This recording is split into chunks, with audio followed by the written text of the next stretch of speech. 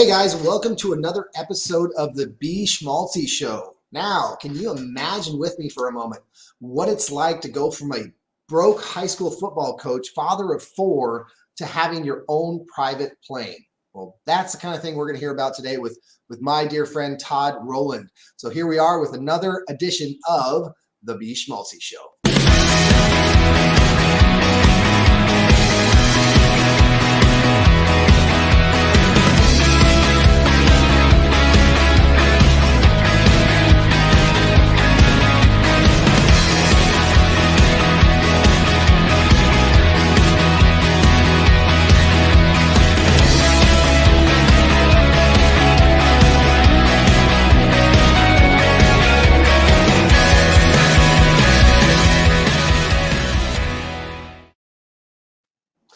So Todd, welcome to the show. We're glad to have you and so glad you can join us tonight. How are you doing today? Doing great, Tony. Excited to be here with you. Awesome. So let's hear a little bit more about your coaching days. Tell us a little more about where you were at before you got started. What life looked like back then. Yeah, I guess it looked like every average American's life. We all choose our career path that we're going to go on, whether it's a trade we learn or a job we get that we move up or go to school. I went to college. I was not a great student, but the reason I went was I had a great desire to be a high school football coach, and I had played through college, and just it was the one thing I was passionate about, and ended up graduating and getting my first coaching job in Tennessee. And at that, as an assistant, we went to a state championship and lost, but I got a job offer over in a town called Fort Smith, Arkansas. It was right on the Oklahoma border. So my wife and I, we as when people chase opportunity, we packed the bags up and moved over, and it was fantastic. I didn't have to teach in the classroom. We won a state championship my first year there, which means we had fabulous athletes. It was really a dream job, Tony. But like a lot of other people that have chosen their career path, there were some other things going on. And during that same time frame, I had gotten married. I had child one. A few years later, we had child two. And then 11 months later, we had child three. So my wife, who had been working at a doctor's office on child three, we just sat down as a couple and made a decision. We didn't want to send them all off to daycare. And it was kind of a wash anyway. Anybody's got two or three kids know that. So she quit her job and became a stay-at-home mom. So although from a career standpoint, I guess you could say things could not have been going better. I loved what I did, but we looked up and realized in our low 30s that we were flat broke. Like paycheck to paycheck was an understatement. My head was below the water. I was gurgling for air. Yeah. And I know that there's so many of us that have been there and so many that are listening that may be there right now. So everybody knows what that feels like. And so that's a great point. It's a great point to make with our audience here today, because there's so many of us that have felt that. And so what came next? What did you do about that when you were feeling that you were underwater? Yeah, so Tony, I wasn't a natural entrepreneur. I think the seed was in me. I just didn't know it. I think the seed's in a lot of people probably watching your show tonight. That's the reason they're on your show, is that they're searching for that greatness that's inside of them that could maybe change their life. I didn't know any of that stuff though. So I really just began to pray. I wanted better. I didn't know what to pray for. As I look backwards, I was probably praying for a lottery ticket, but what I was really praying for is a plan B, something I could do that could get me ahead in life. And I don't remember the exact timing, probably 6 to 12 months into a deep prayer. In the law of attraction world, a held thought. I wanted better. And, the universe kind of ends up supplying what we need, or God ends up supplying what we need to do that. And a tool showed up in my life that I began to put some part-time work into. And over the course of, not magically, over a course of a period of time, it began to make a difference in our life. And Tony, when it began to make a difference in our life, my wife and I sat and talked. And I'm a big believer that if you ever get a chance to do something great, that a job is, if you're a good worker, especially in today's world, I think it's more so now than it was 20 years ago when I made the leap. But if you're a hard worker, a job is replaceable. Like don't be scared of of getting a new job. They're out there, but sometimes opportunities don't come around a lot. So my wife and I sat down and we jumped into the entrepreneurial world. And Tony, we jumped in scared, but we jumped in excited and passionately, and a willingness to work hard and roll our sleeves up, and that's exactly what we did. We made the leap. Awesome. So how did that, I mean, let's get into that a little bit here. What you started digging, you rolled your sleeves up, you started digging in deep, you started going strong. And what was that path like from there to when you felt like you made it? I think, a type A person, and I'm sure most everybody on here is a type A person. That's the reason they're on your coaching show. But I don't know if you ever make it. I've always said there's three sides to life. There's a spiritual side, there's a physical side, and a financial side. And I think that it's hard to get all three of those in balance, and it's hard to excel at any one, much less all three. So I think it's always a moving target. But I will tell you that our first goal, and I think it's a good goal for most people, is we wanted to get debt free. And I'm not talking about necessarily pay a house off. I'm talking about, we had some credit cards, I had student loans, just junk stuff that ate up my whole paycheck the second it arrived. As a high school teacher, you get paid every 2 weeks. So some people out there may be able to relate to this, but I had bills waiting on my Friday paycheck every 2 weeks. So by the time my check hit the account, my bills went out. It was like $200 or $300 to make it the next 2 weeks for anything outside of mandatory stuff. And it's a hard life. So I will tell you that I did my plan B almost 2 years part-time. And during the second year, that plan B began to make enough money that I eliminated a $10,000 student loan. I eliminated, I don't remember exactly, $6,000, $8,000 worth of credit card debt. It wasn't a lot, but everything's relative to what you make, and it was eating up my teacher income. I'll tell you that.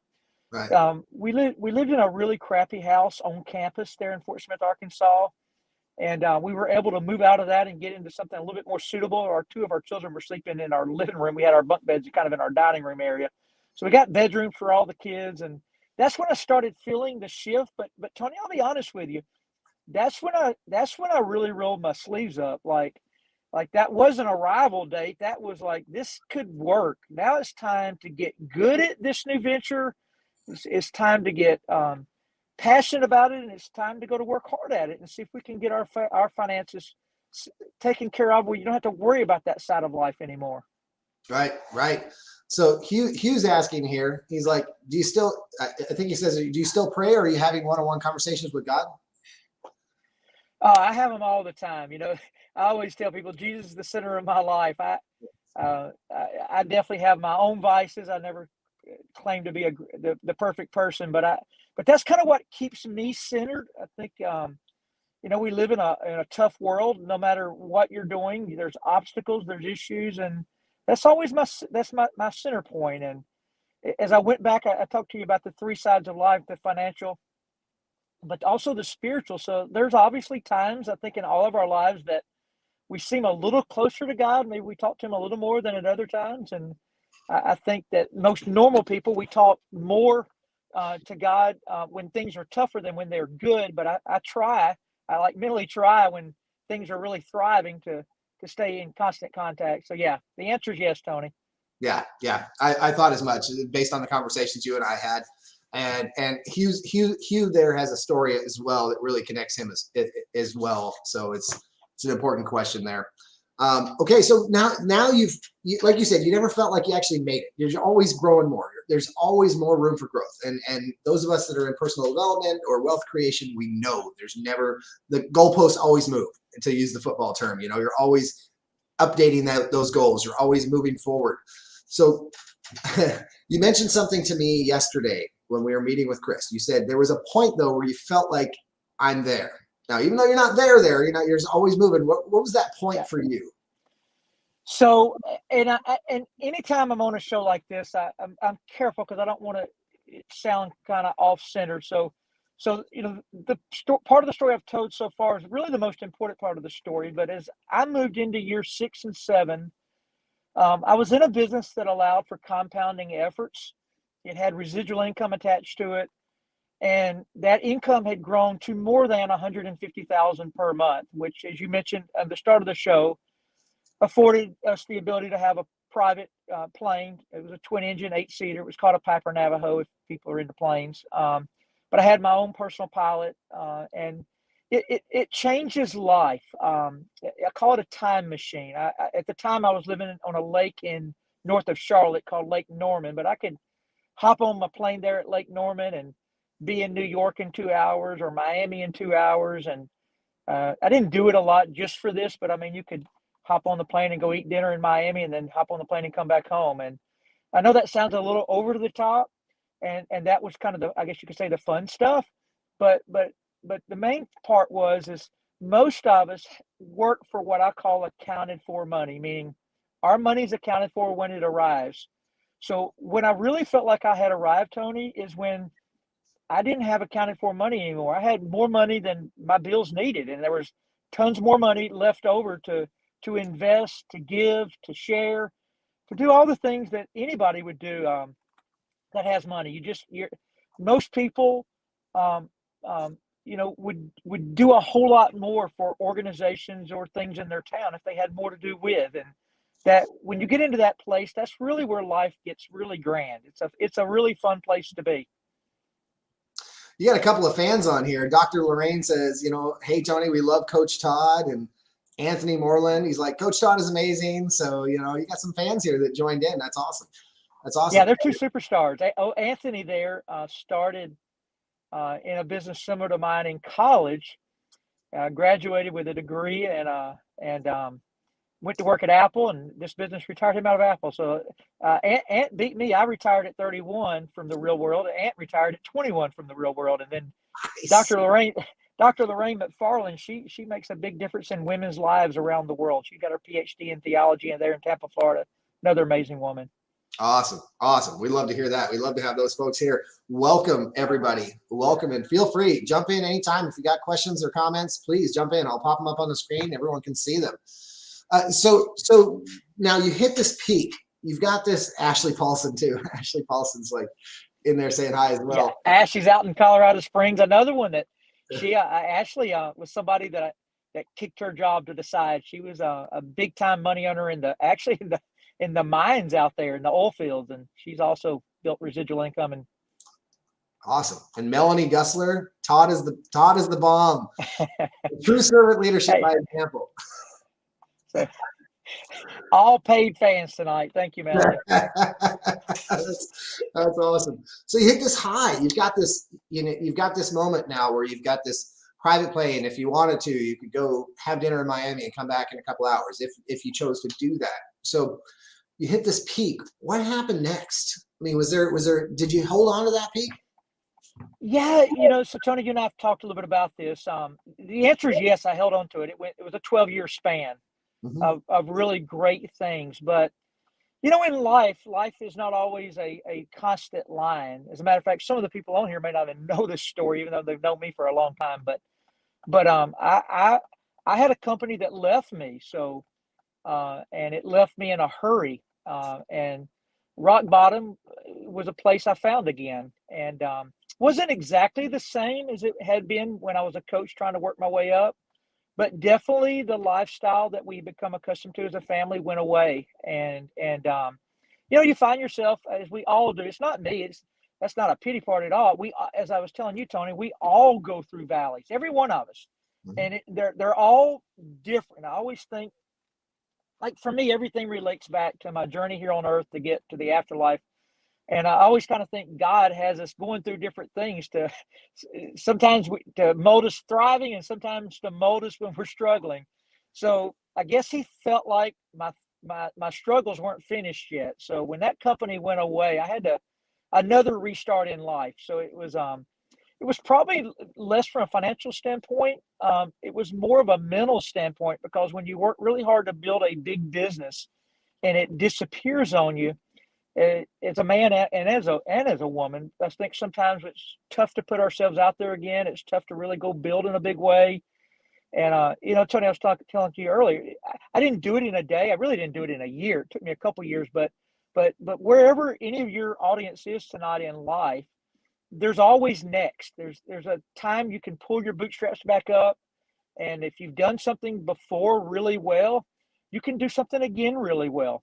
It might be in the same industry, it might not be, but you developed a skill set that's going to carry into whatever you do. So it took me a minute to realize that, but we built back again. Another, I'm telling you a 20-year story. So it was 12 years and then 8 years now on the other side.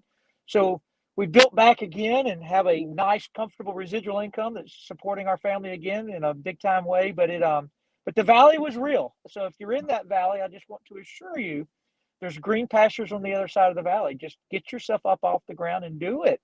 That's right. And Tony, I always applaud anybody that plugs into things like this, because if they're plugging into you, that they already are going down the path. They may not be there yet. You may not be there yet, but you're on the journey. There's nothing you can do better than build your mind. Absolutely. And one thing you said there that really stuck out to me, and something that I share with people all the time, is that, living in the past is living in regret. It doesn't do any good. Living in the future is living in fear of what's to come. But living today in the present is all we have control over. We have control over today. And regardless of whether you hit a valley in the past, today you can turn that valley into a peak. You can start. Okay, so Tony, you hit a hot button with me there. My wife and I are really different personalities. I think that's what makes a good relationship. She lives in the moment. Like, every moment is just wonderful. But as you mentioned a minute ago, when did I feel like I arrived? Well, being that type A runner, I didn't. I was always chasing more next year. So what I found in that valley, my wife finally got through to me, like, Todd, enjoy the moment, enjoy the day. There was a book put into my, I'll give you two books. There was an initial book called The Prayer of Jabez put in my hands when I first began 20 years ago. I began to pray that prayer, and there's no doubt that the Prayer of Jabez was a big difference maker in my entrepreneurial side. But in the valley, a book called Jesus Calling was put into my hand. And if you've not read that, a lady named Sarah Young wrote it. I've read it every day now for 9 years. It's a one-page read every day, but it keeps you in the moment daily and reminds you not to get ahead of yourself. So it's kind of a vice, though, Tony. So if you're here today and you're trying to get your family to a better place, man, you got to push. Like, you got to push hard. There's nothing easy about going somewhere better. It's the reason many people don't do it, is because it's going to come with its challenges. And you got to put your foot far down the gas pedal, and you can't get distracted. But there is a way while you're doing that to still be in the moment. And it's not easy, but if you can ever conquer both of those, you're going to be in a real happy place, Tony. Right. And don't get me wrong. I don't mean don't plan for the future, because absolutely, those, like I said, the goalposts are always moving. We're always searching for that more. However, all we have control over is what's happening now. We can take advantage and take action on today for tomorrow and look to tomorrow. But yeah, we got to enjoy. So we got a question here. Julie asks, she's like, Coach Todd Rowland and Tony, thank you. What is one practice you consistently do to stay on the path? This is really important, and it stood the test of time with me. It began with tapes in 2001 when I first went full time. I was just listening to motivational tapes. I then began to listen to motivational CDs. I turned the news off. I briefly stay aware. I mean, I'm not going to say I don't catch 10 minutes every other day or so, just to kind of keep aware, but do not allow any type of consistent negativity to run into you. Now, in today's world, this began to occur about 5 or 6 years ago. It's really gone onto steroids now, is that YouTube is better than a $10 million education at Harvard. But there's lots of choices there. So when I'm driving down the road, which I do a lot in the occupation that I do, not sometimes, 100% of the time, I'm listening to something to grow my mind, either a way to be healthier, a way to eat cleaner, a way to be more motivated, just whatever I can get. I would, like Tony, people like Tony that had books or CDs. You cannot, we live in a fallen world, I always tell people there's no middle ground. You can't sit even. You're either listening to things that are dragging you down, or people that are dragging you down, or you're listening to things or people that are pulling you up. So you have to identify that, not one time, but daily. So the last thing I'll mention there, Tony, is I also have to take an inventory in my life, and I still have to do this to this day. I have to take an inventory because things change. Like Tony says, the goalposts move. So do relationships. So sometimes I'm hanging out with people that are moving the same direction I am, but some of them may get distracted and hanging out and doing things that are not positive toward what we're trying to get accomplished. Begin to incorporate into their life, which if I'm hanging out with them every day, will begin to incorporate into my life. So I so I so I have to be really careful about those things too. So I'm always identifying who I spend my time on the phone with. As a matter of fact, I stole the post, but I put a post out the other day that said that was really inspiring to me, is that if you identify the 3 people you spend the most time with, if they are not inspiring you when you hang out with them, they're encaging you, meaning they're keeping you stuck right where you are. Exactly. And so many different leaders have mentioned something along those same lines. You are the average of the 5 people. That was a Jim Rohn, I think, was you are the average of the 5 people you hang out with. Let's see here. So we've got Hugh. While we were in that conversation, Hugh says, my present is because of my past that is helping me create my future. Cool. Melanie, again, thanks to you, Todd Rowland. I pray for Jabez. Did I say that right? Jabez Daily Show? Yeah, Prayer of Jabez. Yep. Jabez, thank you. Plus, Jesus Calling is one of my devotions as well. Awesome. And she's also saying you're awesome, Todd. Mike Godry, Todd is awesome. Mike Godry there. Goodry. Mike, you're amazing. Thank y'all for showing up. That's awesome. Melissa Jackson, hello, Todd and Tony. All right, awesome. More dogs. They're all life changers. Every one of them have a really unique story. They've all some of them are in a millionaire group, as I mentioned to you earlier, that we meet every morning. So they're awesome. they're all on a mission to change their life. Awesome. Well, thank you all for being here. That's amazing that you made it today. Hugh, bring in the other. Hugh, again, being in others' problems allows me the opportunity to show them the possibilities. One, that's okay. Cool. And then Bill Grady, what kind of people do you surround yourself with? Oh, that's a good question. People that speak life into you, like you, people that speak life. You know, I'm in the people business with what I do, and it's not easy because there's sometimes when you're just exposed to numbers of people that you have to. Here's the way I describe it. This is the best way to explain it, Tony, and Billy. There's a finite amount of energy in each one of us every 24 hours. And when it runs out, it's gone. So you have to be careful where your energy source goes all day. So if I'm here in my desire, which I think this is I know you're all about helping people all in life, but I think a lot of people come to you, Tony, to improve finances, to improve their future. So I have to have reserve energy to put in that, because to change for the better requires a tremendous energy force over a period of time.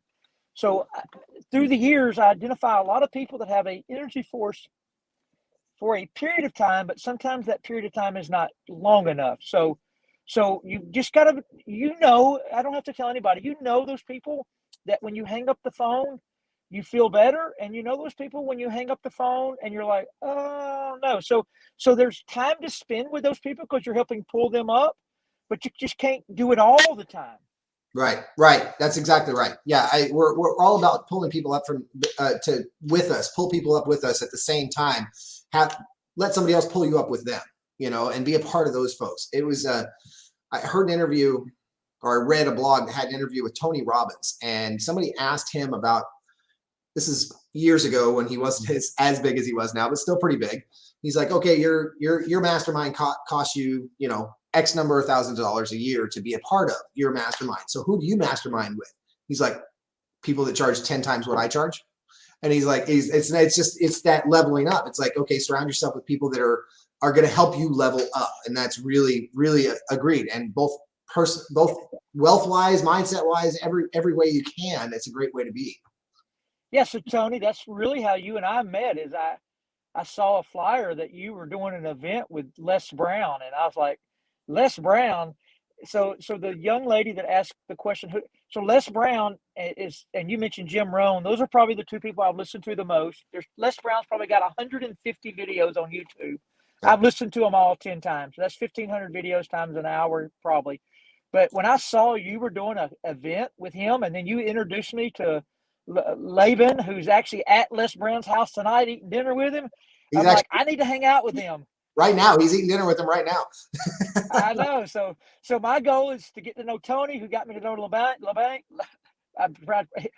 Laban is from New Zealand, so I'm trying to get to pronounce his name correctly. But my goal is now to get to know Les on a personal level. I've known him on a YouTube level for many years. So I always want to be doing both. I want to be finding the Tonys, the Labans, and the Leses.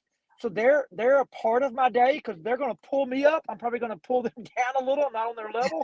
And then I've got another group of people that probably haven't arrived where I'm at that I'm pulling up. So there's a period of time you spend in both worlds.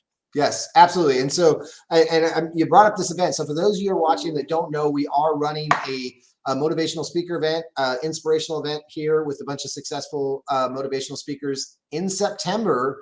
And here's a quick spot on that.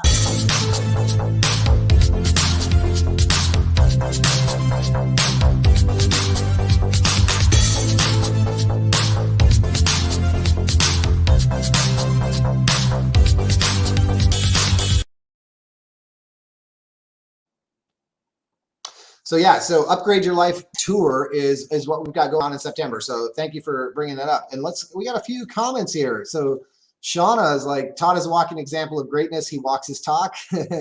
Shauna, I've known him for a short period of time, but I would agree so far. Shauna's awesome. I met Shauna in 2001, the month I left my coaching job. So Shauna, you're the bomb. Awesome. Shauna, but now Shauna raised 6 boys, or 5 boys and 1 girl, so she got me beat. Wow. So I grew up in a household with 5 boys, so that's awesome. So here you go. So I know everybody wants to be better. So she did that, and as her oldest, so 4 had gotten out of the house, and her last 2 were there, and she went back and got her master's in the hospital nursing world, and works at a hospital now.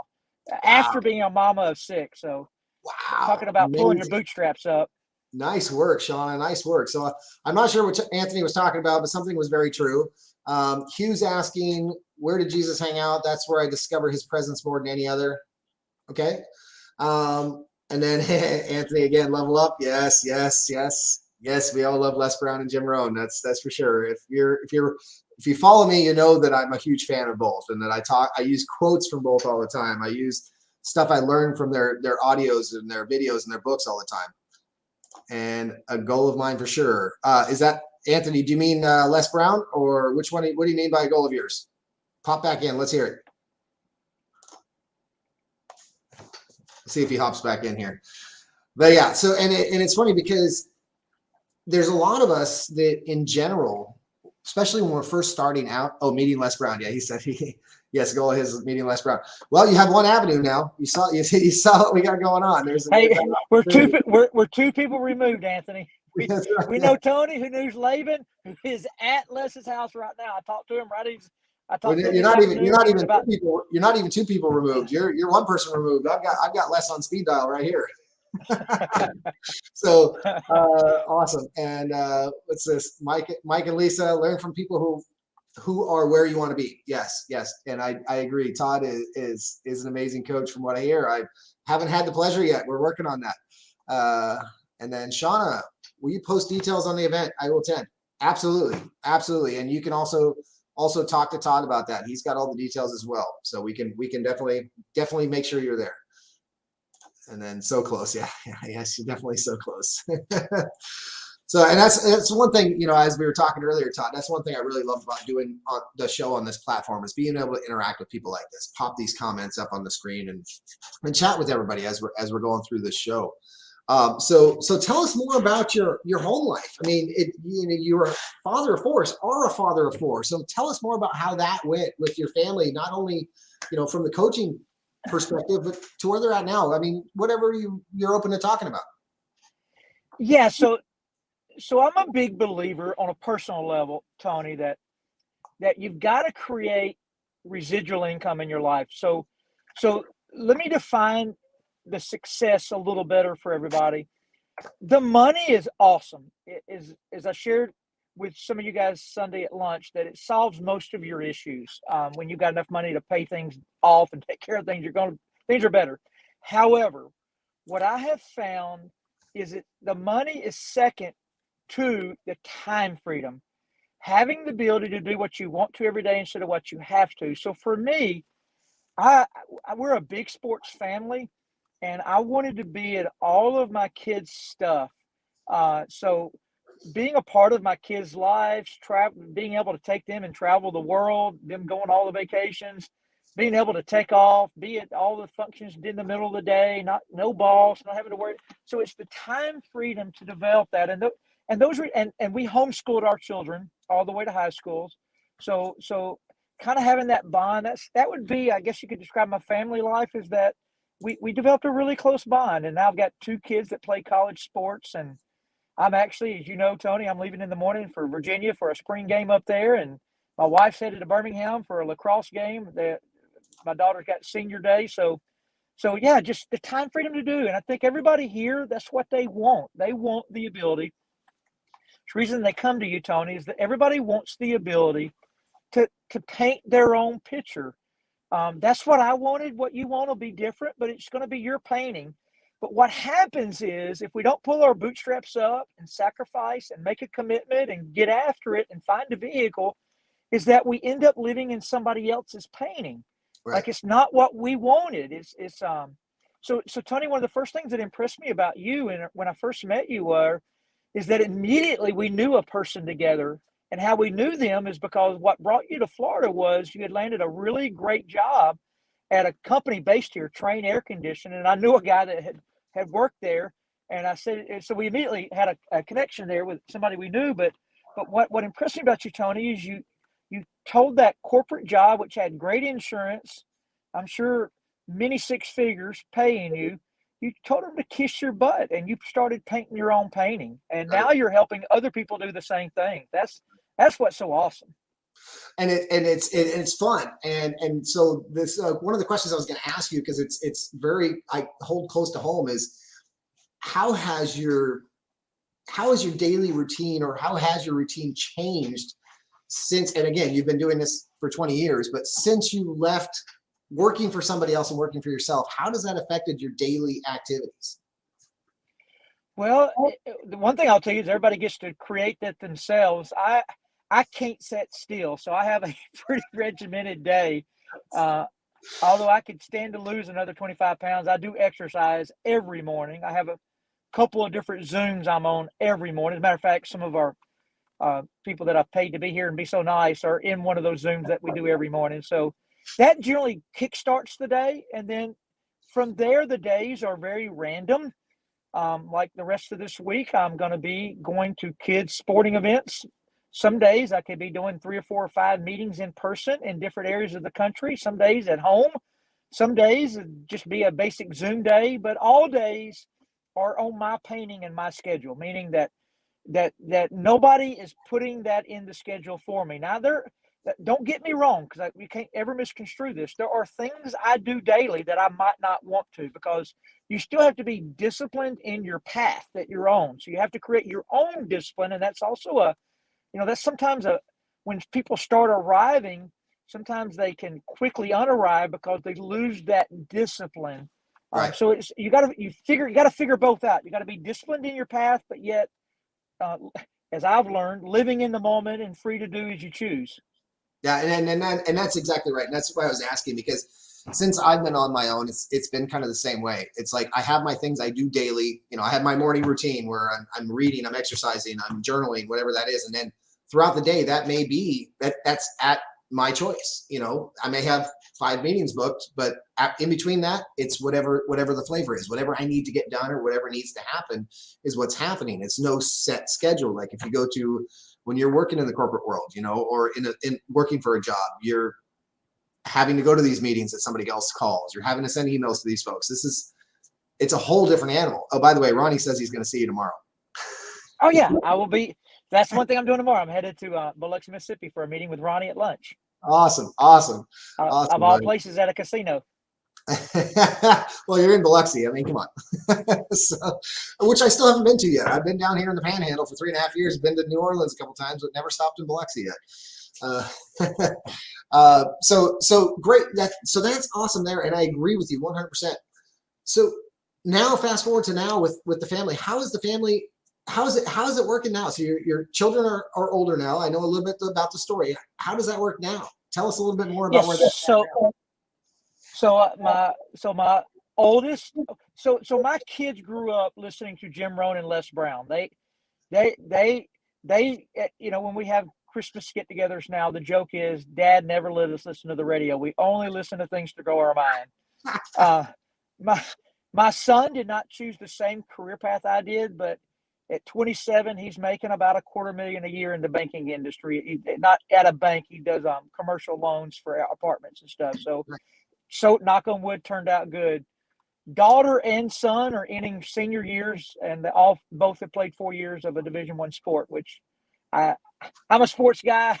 I just think you create discipline, having to show up and do things you don't want to do on a daily basis that will pay off big dividends, because that's basically what life makes you do. Show up daily when you don't want to and do things you don't want to get to where you really want to be. And so hopefully they're going to come out of that. The main thing for me as an ex-football coach is they didn't quit their journey. They started as freshmen, and both are finishing. My daughter was a 4-year starter. My son has never started. So I'm actually more proud of my son for sticking to it than I am my daughter, because when you start every time, it's easy. When you don't start, sticking on the routine of Division I football program makes you do. So I'm all about the hard for not only my children, but yeah, my wife, I guess, is listening, because she just texted me. She told me to put this out there, and I think it's probably the most important thing. Our children have never seen their mom and dad go to work. So we made a choice when my oldest was 5. I guess he has a slight memory of me coaching, barely, but my number 2 and number 3 were 2 and 1 when I quit my job to go, or when I started my journey. They were probably 3 and 2 they don't remember outside of pictures and stories me coaching. And then my youngest is still in high school. He's a junior this year, but they don't know. And I always tell this story. And everybody wants to do this for their family or their grandkids, depending on where you are in life. But I've lived in Florida for 10 years, but I was living in Charlotte, North Carolina. We lived on the north side of town. So one morning, we're homeschooling. So I've got my son, who at the time was probably 10. We're in the car. We're headed south into main Charlotte, and traffic's just horrible. And my son looks at me and he says, "Dad, why is all this traffic?" And I said, "It's rush hour." He said, "Rush hour? What is rush hour?" I said, "Everybody's going to work." He said, "Why are they doing that?" Like that. Like he didn't mean it bad or negative. He was just like, it was like, why? He didn't understand it because he didn't grow up in it. So And Tony, I'll use that to catapult it more into your audience. Is we all get captured in this cage, and sometimes you're so captured you don't realize that you can break out so easily because you've not been out yet. Right. And it just takes a new pattern in your life daily. And I think that as I've studied your websites and your books, and I've started listening to Laban's audio book that I ordered. So as I listen to those, I think that's what y'all do. You help people break into a new cycle, create a new 90-day habit, and get on a path to really change their life in all areas. Really, that's where we're passionate about. I mean, you and I have had that discussion where it's our belief system. Like you said, I try to avoid the word programmed, but it's probably the best way. You know, we are programmed from the time that, you know, most people start really around the time they're toddlers, you know, as you know, and guilty myself as a parent. Most of us as parents, you know, the first word our kids really learn is the word no. We don't help them find how you can do something. We tell them, no, you can't do that. And that is reinforced throughout the years from teachers, from bosses, from all this. No, you can't do that. You can't do that, or you have to do it this way. And so it's breaking that chain and changing our belief system to no, yes, we can, and we can do it on our terms. We can have the choice. It is our choice to make. And that's really where folks like Laban and I we really have fun with that. We really help people see that if you believe and you believe in what you're doing and you have the vision, anything's possible. Everything is possible. Absolutely. What's the names? Oh, so Anthony, mine is, I have 2 that are actually in the works, and both will be out before the September event. So one will be called Upgrade You, and the other one will be called Be Schmaltzy. So you'll keep an eye out for those. I'll let you know when we get closer to a launch on those. And go ahead. Anthony, the one I'm listening to right now is Bet on You by Laban Ditchburn. Laban, and I keep Laban Ditchburn. I'll send it to you. I'm gonna throw it on the bottom of the screen here so you guys can see it. And I highly recommend, because I've both read and listened to it, I highly recommend the listen, because this guy is from New Zealand and has the accent, and it is so much funner to listen to him narrate it, because he self-narrated the book. It's awesome. Yeah. So a little bit on him. He showed me his before and after picture and gave me just a little brief about his life before becoming a world international coach.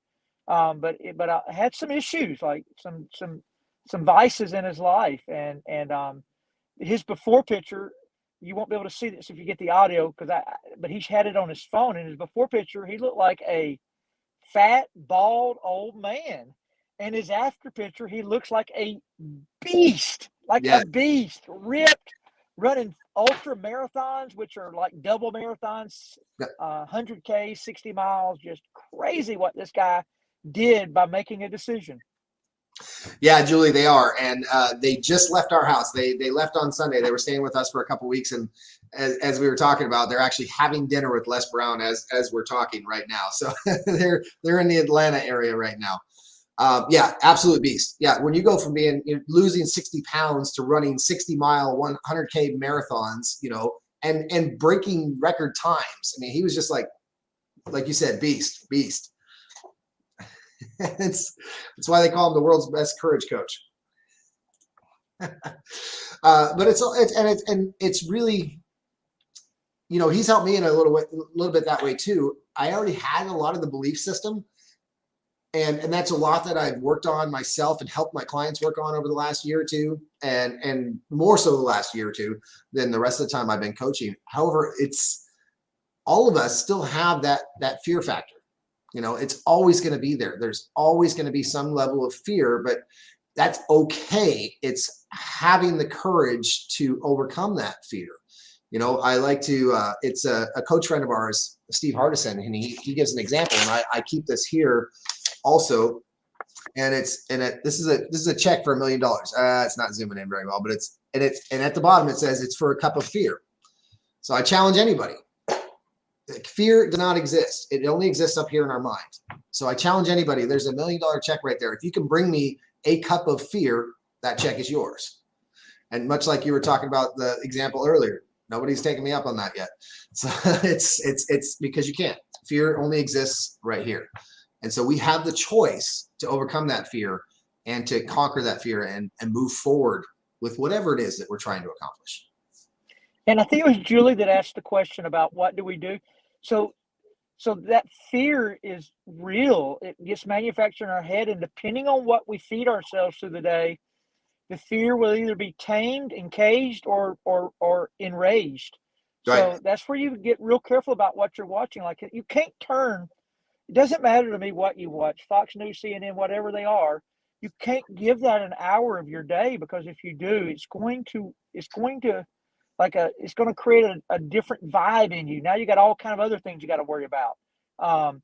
So I'm not saying I'm not telling you to turn your head to world events. I'm just saying, if you're going to make a change in life, if you're going to, for those that are just meeting Tony for the first time, he has a saying, you're going to schmaltzy it.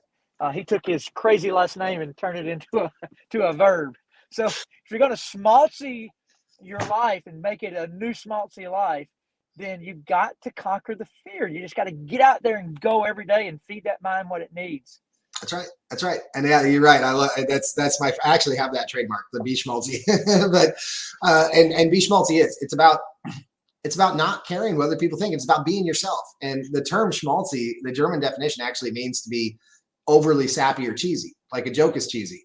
And so for most people, that doesn't come naturally. You got to get out of your comfort zone. You got to be a little silly. And most people won't do it because they're worried about what other people think. So kick that to the curb and just be yourself. Be schmaltzy. And so that's right. It's a lot of fun. And I love how you're hitting on discipline so much throughout our conversation here. One of our other speakers that's coming to the event, Tom Ziglar, Zig Ziglar's son, one of his comments, one of his statements that he carried on after his father passed is the secret to success is to turn one bad habit into one good habit. And habit is very close to discipline. And when you build some of those positive disciplines, those positive habits, one of the things a lot of people say who are trying to start a business or grow a business is I don't have enough time. Time and money are two of the biggest objections you get. And when somebody says, "Oh, I don't have enough time to do X," I'm like, "All right, cool. Let's take a look at your time. How much time do you spend watching TV? How many Netflix series do you binge watch? And I'm like, I'm not telling you to cut it out, but maybe cut out 15 minutes and add 15 more minutes of value, something that can really make a difference in your life. Listen to an audiobook, read a book, something different. And then when you start to get that, maybe cut another 15 minutes. And it really, when you start to see the change in people, is phenomenal when they start changing one of those bad habits into good habits. And people can argue with me whether watching TV is a bad habit or not, but for me, I think it is. And you talked about the news, the CNN, the Fox News. I had another potential client, didn't actually become a client, but one that he said, "God, I'm just angry all the time. I'm so upset all the time. I can't seem to figure out." And I asked him, I said, "What's the first thing you do in the morning?" He's like, "Well, I go to the bathroom." I'm like, "Yeah, okay." After that, he's like, "Oh, I turn on the news." I'm like, "Okay, here we go." I said, "Now we're getting somewhere." I said, "How about we try turning on a motivational tape or listening to something inspirational or doing a meditation or a prayer or read a book first thing in the morning?" And even though he didn't end up becoming a client, we had a couple of sessions. And after the end of that second session, he's like, "Oh man, it's like I'm feeling so much better." I'm like, "What did you change?" He's like, "I only changed that one thing. I turned off the news." I'm like, "There you go." Yeah, how you start your day kind of sets your day. I don't do it every single morning perfectly, but some exercise, drinking a couple glasses of water, maybe with some lemon or some apple cider vinegar, getting your body a good flush before you Yep. put your coffee or whatever in there, like cleanse, release, get your body moving, get those glands and stuff to kick stuff out. Just get yourself feeling better in the morning. Just jump starting your body is a big, big deal. And if you're headed down a path, a new path. Yeah, exactly right. Exactly right. All right, so we still have a bunch of watchers out here. Who's got something you'd like to ask Todd or me? Throw it out there. Let's find out. We got 10 minutes left in the show, and I want to hear from you guys. Let's hear what you guys have to say. Cue the Jeopardy music, final Jeopardy music. Waiting. In the meantime, I'll have to say I was a little disappointed in this so-called storm we were supposed to have today. I mean, they're calling for all kinds of stuff. You're not going to believe this. So I went to the restaurant. I had a meeting before. You knew that before we did our earlier Zoom, and I've got it on video. I'll send it to everybody here tonight. Is that there was a tornado on the water that came inland, right. I was at the same restaurant we met at Sunday. I've got it all. So it was much worse than you realized. Oh, well, back here in the Lynn Haven area, we got like 10 minutes of rain and that was it. And I'm like, oh, this is all these warnings we had all day and that was it. Wow, that's crazy. So you had a water spout that came inland? That's crazy right there. All right. Well, I don't see that we have any more questions. What else do you have for us? What can you leave our audience with today, Todd? Well, Tony, I just tell you that if you want tomorrow to be better, it's one step forward in the right direction. In the morning, just do one thing better than you did this morning. And then if you want your whole life to be better, like you want to create a new life, then you just start putting one foot in front of the other. understand that life doesn't stop. That's probably the number one thing that I see people get deterred is they life events always occur. Child issues, marital issues, you issues, they just occur. So you have to learn it. Like if you're going to change your life in a big way, you have to learn to departmentalize these issues that you deal with, and not let them sidetrack you. That's probably over my 20-year journey in the people business. The number one thing I see is I see really good people with really good intentions that start developing really good habits that self-sabotage consistently every time something goes out of the norm in their life. Right. And Tony, that's never not going to happen. Like there's never a moment the sky clears and you're just like, Tony, go get rich. You've got to fight through every one of those. And there may be days now that you've got to deal with some other things besides your journey that you've got on. But now if you start getting sidetracked for weeks at a time, I would even say multiple days at a time, I would, any type of business like the coaching business that you're in, Tony, you establish momentum. You're probably a big referral business, I'm assuming. So you get some great things that happen in people's lives. They start a new direction. They start referring people. So we start creating this momentum in whatever journey we're on, our path. And when we get sidetracked, I always tell people momentum, when lost, you don't restart it. You have to totally recreate it. Yep. Like it's like every time that happens, you go back to zero. And Tony, I will probably tell you to my wife's being upset. Like if there's something she would be upset about, she's proud that I did it, always supportive. But if there was ever times in our life that she would probably anger at me, it was that nothing sidetracked me. Nothing. Like when I made my mind up, we were going to change our life. She had to change the light bulb. She had to mow the yard. She had, I mean, most like I'm the frontline person in our business, but she's equally important, probably more important, yeah. because she, number one, stuck with me when my energy force was probably not on her as much as it could have been and should have been, but also running the household. So, if you're a couple listening tonight, or if you're a single person that has a spouse, your new journey that to create the new you will require an energy force, and you've kind of got to be aligned to a degree. Not always 100%, but you've got to be aligned to a degree. Like Tony, I know that I met your wife Sunday, and I know that you're a great coach and you're changing lives, but still your wife sees you a little differently. And when you come home and tell her you're quitting your 9 to 5 and $150,000 a year and your insurance, and you're fixing to go change people's lives for a living, and she's like, well, what does that pay hourly, or what does that pay with a salary? And you're like, well, I gotta get the clients, and it can pay a lot more, but I gotta build my business. So that's the difference maker right there. It's like she has to be on board with you. At 100%. And honestly, up until the point where I did leave that corporate world, she was not as, and not because she wasn't always supportive, like you said, she was always very supportive, but I probably didn't involve her as much as I could have until that point. And now there's nothing that I don't, I always want her there every piece, even like we had, our lunch on Sunday. It's like, I always want her there every step of the way, so she knows what's happening and she sees that it's real and that this is a real thing. Yes, the wives are a fierce force. I agree. I 100%. And yes, Ashley is the bomb, Anthony says. So, and you're so right about that. And back when you were talking about those lulls that we get, the good people with the good intentions that hit those down points, that's back to having those people around us, those people to bring us back up, because we're human. Welcome to planet Earth. It happens. But it's having those people around us, like the Tonys, like the Todds, like the Labans, that you can call and go, you know what? I am having a moment. Here's what's going on. Well, here, let's talk through this. Let's get you back on track. Let's get you back in alignment with who you are, and finding that and staying on that track. Now, I love what you said about nothing deters you. That's awesome, because that's not a lot of people can say that.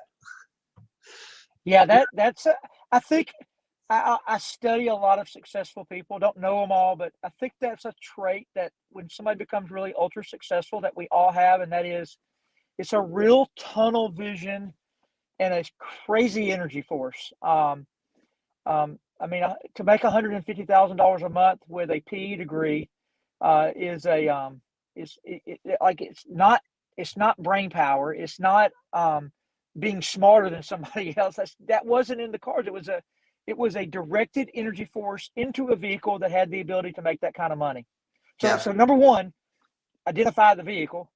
Number two, create the energy force. And number three, deal with the distractions until you get to the finish line. And the very times when you're most distracted or most beat up are the times you need to most plug in, not withdraw.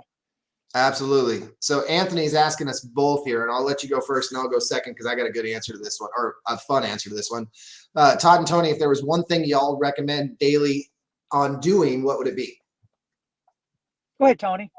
All right. So for me personally, Anthony, one of the things I am huge about doing daily, and I help people with daily, is one, identify is before you even start, is identify your vision. The vision, and Todd, you and I talked about this. This is huge. I always deal with the 3-year look back. If you between now and the next 3 years, you accomplish all of your goals, what does your life look like?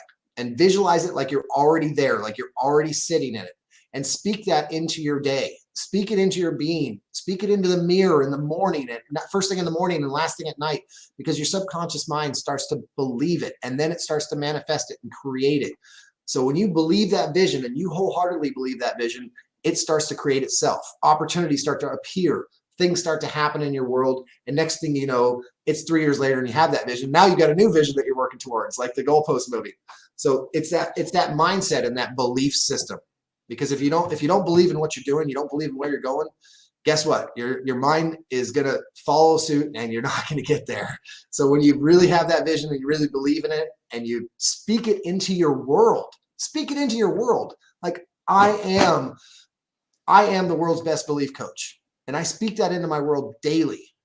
And I help people create that belief in themselves. And it's phenomenal. So speak that into your world every day, visualize it every day, and that's what's going to come to your life. Yeah, I don't have anything to add to that, Tony. If you can absolutely God created the world, he spoke it into existence, and he gave us the same power. We can speak our life into existence. The problem is it works both ways. So oftentimes people unknowing are speaking a lot of negativity in their life. So you have to harness that. You can't let the negative come out. You harness it, deal with it, departmentalize it, and speak life. Anthony, what Tony just said is the most important by far. If you can align the mental thought on the finish line, visualize it, everything kind of fall into place. But I do find when I cleanse my body with water and lemon, I get my exercise in the morning, and I spend a little time in meditation or prayer, that my day is going to go better. All right. So we got a couple minutes left. Ronnie is asking, what is the caution you two would give to maintain a goal-driven life?